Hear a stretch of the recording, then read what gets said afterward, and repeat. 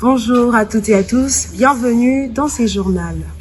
En dépit de multiples génocides qu'ils vivent, la persévérance dans la persécution et le mental qu'ont choisi d'adopter le chrétien des Kassindi, une localité située au nord Kivu. Ces derniers ne se laissent pas succomber par de diverses contraintes liées à la situation sécuritaire de leur nation. La résilience est les mots qui caractérisent les fidèles de l'église protestante de la localité des Kassindi face à cet acte odieux, cruel et inhumain à l'encontre de fidèles innocents. La première contestation montre que la persécution n'a pas effrayé le fidèle quoiqu'il agressé. Pour eux, la parole de Dieu n'est pas seulement un discours, mais un manuel pratique qui au final donne la vie à ceux qui y obéissent. L'armée annonce au moins 10 personnes qui ont été tuées et des dizaines d'autres blessés dans la soirée par les groupes État islamique sur son compte Telegram. Notons que le dimanche qui a suivi, les fidèles se sont rassemblés dans le lieu même du bombardement pour célébrer leur Dieu.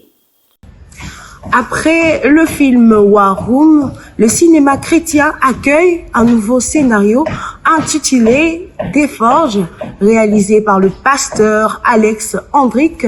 C'est chef-d'œuvre qui a vu le jour le 23 août 2024 dernier. Une annonce qui a suscité l'envie et l'intérêt sur la toile, impatient.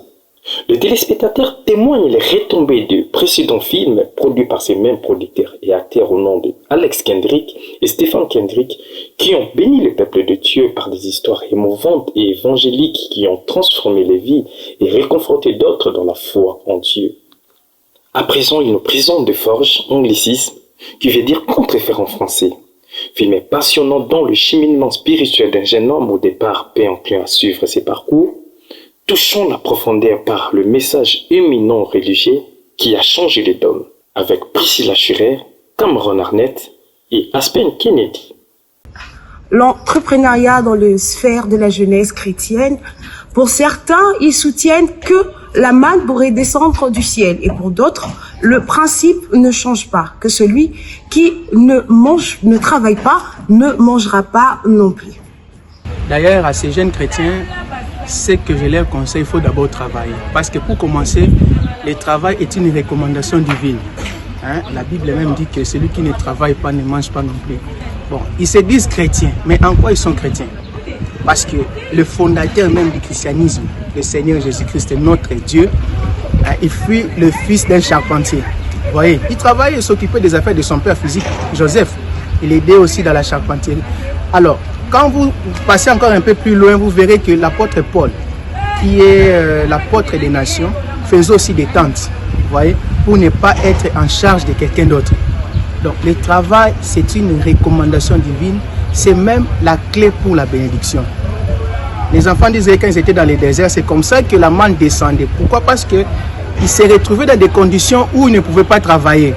Mais pour ceux qui lisent la Bible, les Saintes Écritures, vous verrez que ils ont mangé la manne pendant 40 ans dans les déserts jusqu'aux frontières du pays de Canaan. Donc cela signifie qu'une fois qu'ils sont entrés, bien qu'ils étaient dans les frontières avec les pays Canaan, Dieu leur avait déjà mis dans des conditions où ils pouvaient gagner leur pain. D'où la manne avait cessé de descendre. Alors, vous dites que vous êtes chrétien, mais pourquoi vous ne voulez pas travailler? Vous voyez? Alors que le travail, c'est une recommandation divine, il faut travailler. On ne travaille pas d'abord parce que pour avoir du pain à manger, on ne travaille pas pour acheter une belle voiture, nous ne travaillons pas pour, comment dirais-je, acheter une belle maison, mais nous travaillons parce que c'est la parole de Dieu, nous accomplissons d'abord la parole de Dieu. Vous voyez, en travaillant, nous faisons ce que Dieu a dit de faire. Étant chrétien, nous devons obéir à la volonté de Dieu. Alors la volonté de Dieu pour l'homme concernant le travail, c'est que l'homme doit travailler. La Bible même nous dit que l'homme mangera à la chair de son front. Donc nous devons travailler pour avoir de quoi subvenir à nos besoins.